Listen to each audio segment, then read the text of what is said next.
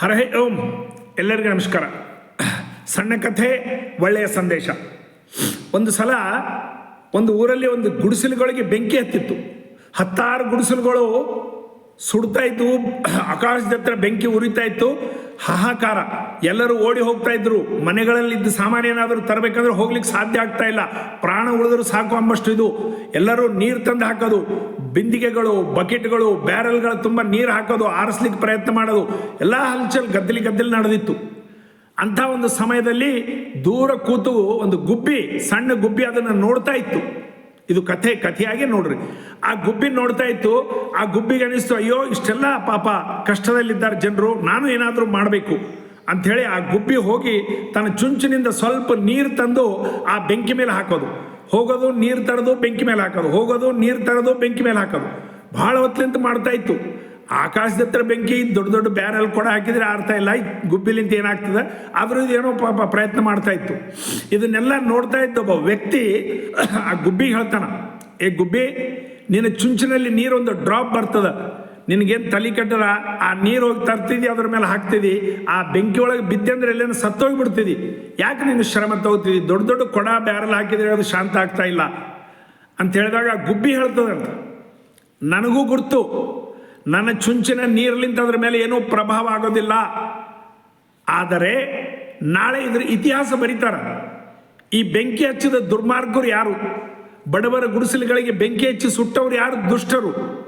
ಅದೇ ಪ್ರಕಾರ ಇದನ್ನು ಆರಿಸಲಿಕ್ಕೆ ಪ್ರಯತ್ನ ಮಾಡಿದ ಮಹಾನುಭಾವರು ಯಾರು, ಪುಣ್ಯಾತ್ಮರು ಯಾರು. ಕಾರಣ ಆ ಮಹಾನುಭಾವರ ಪುಣ್ಯಾತ್ಮರ ಲಿಸ್ಟಿನಲ್ಲಿ ನನ್ನ ಹೆಸರು ಬರಬೇಕು ಅಂಥೇಳಿ ನಾನು ಮಾಡ್ತಿದ್ದೀನಿ ಅಂಥೇಳಿ ಆ ಗುಬ್ಬಿ ಹೇಳ್ತದಂತ. ನೋಡ್ರಿ, ಕಥೆಯಾಗಿ ತಗೊಳ್ರಿ, ಆದರೆ ಇದರಲ್ಲಿ ಹಿರಿದಿರ್ತಕ್ಕಂಥ ಒಂದು ಸಂದೇಶ ನೋಡ್ರಿ. ನಾವು ಕೂಡ ಆ ಒಳ್ಳೆ ಲಿಸ್ಟ್ನಲ್ಲಿ ಬರ್ತಕ್ಕಂಥ ಕೆಲಸ ಸಮಾಜದಲ್ಲಿ ಮಾಡಬೇಕು. ಅದಕ್ಕೋಸ್ಕರ ನಮ್ಮ ಶಾಸ್ತ್ರಗಳಲ್ಲಿ ಹೇಳ್ತಾರ, ಪರೋಪಕಾರಂ ಇದಂ ಶರೀರಂ, ಪರೋಪಕಾರಾಯ ವಹಂತಿ ನದ್ಯ, ಪರೋಪಕಾರಾಯ ದುಹಂತಿ ಗಾವಃ, ಪರೋಪಕಾರಾಯ ಫಲಂತಿ ವೃಕ್ಷ, ಪರೋಪಕಾರಾಯ ಇದಂ ಶರೀರಂ. ಈ ಶರೀರ ಏನಾದರೂ ಇನ್ನೊಬ್ಬರಿಗೆ ಉಪಕಾರ ಮಾಡಲಿಕ್ಕೆ, ಅದಕ್ಕೆ ಅಪನೇ ಹಿ ಗಮ್ ಮೇ ರೋನೆ ವಾಲೆ, अपने ही गम में रोने वाले जरा मुस्कुराना सीख ले, जिंदगी में तू किसी के काम आना सीख ले, जो खिलाने में है मजा आप खाने में नहीं, जो खिलाने में है मजा आप खाने में नहीं. ಏ ತಮ್ಮ, ನಿಂದೆ ದುಃಖ ಅಳಬೇಡ, ಆಯ್ತು ಹೋಗಿ ಬಿಟ್ಬಿಟ್ಟು ನಿಂದೆ ಮಂದಿಸುಂದು ಹೇಳ್ಕೊ ತಿರುಗಬೇಡ. ಇನ್ನೊಬ್ಬರಿಗೆ ಕಷ್ಟದಲ್ಲಿ ನೋಡು, ಇನ್ನೊಬ್ಬರಿಗೆ ಏನಾದರೂ ಕಷ್ಟದಲ್ಲಿ ಸಹಾಯ ಮಾಡು. ನೀನು ಇನ್ನೊಬ್ಬರಿಗೆ ತಿನ್ನಿಸೋದ್ರಲ್ಲಿ ಏನು ಆನಂದ ಇದೆಯೋ, ನೀ ಸ್ವಂತ ತಿಂಬೋದ್ರಲ್ಲಿ ಆನಂದ ಇಲ್ಲ. देना है अभी से कुछ दे दे बंदे, देना है अभी से कुछ दे दे बंदे, वरना ढूंढता रह जाएगा, कबर में मिलेगा ना कोई लेने वाला. ಏ ತಮ್ಮ, ಏನಾದರೂ ಕೊಡದಿದ್ರೆ ಹೀಗೆ ಕೊಟ್ಬಿಡು. ನೀನು ಸತ್ತು ಮಣ್ಣಲ್ಲಿಟ್ಟಾಗ ತಗೋಬೇಕಂದ್ರೂ ಯಾರೂ ಇಲ್ಲ, ಕೊಡಬೇಕಂದ್ರೆ ನಿನಗೂ ಆಗೋದಿಲ್ಲ. ಕಾರಣ ಸ್ವಲ್ಪ ಏನಾದರೂ ದಾನ ಧರ್ಮ ಪರೋಪಕಾರ ಏನಾದರೂ ಮಾಡ್ತಾ ಇರು ಅಂಥೇಳಿ. ನೋಡ್ರಿ, ಇನ್ನೊಬ್ಬರ ಸಲುವಾಗಿ ಮಾಡಿದಾಗ ನಮಗೊಂದು ರೀತಿ ಆನಂದ ಆಗ್ತದೆ.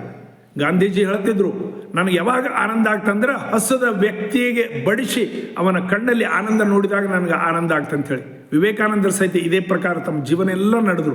ಇನ್ನೊಬ್ಬರಿಗೆ ಏನಾದರೂ ಮಾಡ್ತಕ್ಕಂಥ ಎಲ್ಲ ಕೆಲಸಗಳು ಮಹತ್ವವಾದಂಥ ಕೆಲಸಗಳು. ಅದಕ್ಕೆ ವ್ಯಾಸರು ಬರೆದಂಥ 18 ಪುರಾಣಗಳ ಸಾರ ಏನ್ರಿ, ನಮಗಷ್ಟು ಪುರಾಣ ಓದೋದಾಗೋದಿಲ್ಲ.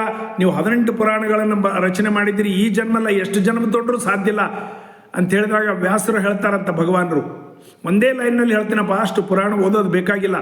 ಪರಹಿತಾಯ ಪುಣ್ಯಂ ಪರ ಪೀಡಾಯ ಪಾಪಂ. ಇನ್ನೊಬ್ಬರಿಗೆ ಹಿತ ಮಾಡ್ತಕ್ಕಂಥದ್ದೆಲ್ಲ ಪುಣ್ಯದ ಕೆಲಸ, ಇನ್ನೊಬ್ಬರಿಗೆ ಕೆಟ್ಟದ್ದು ಮಾಡ್ತಕ್ಕಂಥದ್ದೆಲ್ಲ ಪಾಪದ ಕೆಲಸ. ನಾವು ಎಲ್ಲರಿಗೂ ಯಾವುದೇ ರೀತಿಲಿಂದ ತೊಂದರೆ ಕೊಡಲಾರ್ದಂಗೆ ನಮ್ಮ ಜೀವನ ಇರಬೇಕು. ಅದಕ್ಕೆ ಜೈನರು ಮುಖಕ್ಕೆ ಬಟ್ಟೆ ಕಟ್ಕೊಂಡಿರ್ತಾರೆ. ನಮ್ಮ ಉಗುಳು ಇನ್ನೊಬ್ಬರ ಮೇಲೆ ಬೀಳಬಾರ್ದು, ಯಾವುದೇ ಒಂದು ಸೂಕ್ಷ್ಮಾಣುಗಳ ಸಹಿತ ನಮ್ಮ ಹೊಟ್ಟೆಯಲ್ಲಿ ಹೋಗಬಾರ್ದು, ನಮ್ಮ ಕಾಲು ಯಾರ ಮೇಲೂ ಇರಬಾರ್ದು, ಯಾರಿಗೂ ತುಳಿಬಾರ್ದು. ಅಹಿಂಸೋ ಪರಮೋ ಧರ್ಮ, ನಾವು ಅಹಿಂಸಾ ಮಾರ್ಗದಲ್ಲಿ ನಡಿಬೇಕು ಅಂತೇಳಿ ಜೈನರು ಹೇಳ್ತಾರೆ. ಕಾರಣ ನಮ್ಮ ಕಣ್ಣಿಂದ ಬಾಯಿಲಿಂದ ಕೆಲವು ಮಂದಿ ಏನೇನೋ ಮಾತಾಡಿಬಿಡ್ತಾರೆ, ಯಾವುದೋ ಒಬ್ಬರ ವ್ಯಕ್ತಿಗಳ ವಿರುದ್ಧ ಮಾತಾಡಿಬಿಡ್ತಾರೆ. ಆ ಮಾತಿನಲ್ಲಿ ಸಹಿತ ನಮ್ದು ಹೇಗಿರ್ಬೇಕಂತೇಳಿ ಶಾಸ್ತ್ರ ಕೂಡ ಅದ. ನಮ್ಮ ಮಾತು ಹಿತ ಸತ್ಯನ ಸಹಿತ ಹಿತವಾಗಿ ಹೇಳ್ರಿ ಅಂತ ಹೇಳ್ತಾನೆ ಕೃಷ್ಣ ಪರಮಾತ್ಮ. ಸತ್ಯ ಅಂತೇಳಿ ಕಠೋರವಾಗಿ ಹೇಳಬಾರ್ದು. ಯಾವುದೇ ವ್ಯಕ್ತಿಯ ನಿಂದನೆ, ಯಾವುದೇ ಇನ್ನೊಂದು ಧರ್ಮದ ನಿಂದನೆ, ಯಾವುದೇ ಒಂದು ಸಿದ್ಧಾಂತದ ನಿಂದನೆ, ಇವೆಲ್ಲ ಇನ್ನೊಬ್ಬರಿಗೆ ನಾವು ತ್ರಾಸ ಕೊಟ್ಟಂಗೆ ಆಗ್ತದೆ. ನಾವು ಯಾವುದೇ ರೀತಿಯಿಂದ ಇನ್ನೊಬ್ಬರಿಗೆ ತೊಂದರೆ ಕೊಡ್ತಕ್ಕಂಥ ಕೆಲಸ ಮಾಡಬಾರ್ದು. ನಮ್ಮ ಬಾಯಿಂದ, ನಮ್ಮ ಮುಖದಿಂದ, ನಮ್ಮ ಮಾತುಗಳಿಂದ ಬೇರೆ ಯಾರಿಗೂ ತೊಂದರೆ ಆಗಬಾರ್ದು. ಅಂಥ ಒಂದು ಜೀವನ ಪದ್ಧತಿ ನಮ್ದಿರಬೇಕು. ಭಾರತ್ ಮಾತಾ ಕಿ ಜೈ. ಎಲ್ಲರಿಗೆ ತಲೆಬಾಗಿ ನಮಸ್ಕರಿಸುತ್ತಿದ್ದೇನೆ. ನನ್ನ ಹೆಸರು ಅಮರ್ ದೀಕ್ಷಿತ್ ಕೃಷ್ಣ. ನನ್ನ ಸೆಲ್ ನಂಬರ್ 9448757587. ಎಲ್ಲರಿಗೆ ತಲೆಬಾಗಿ ನಮಸ್ಕಾರ.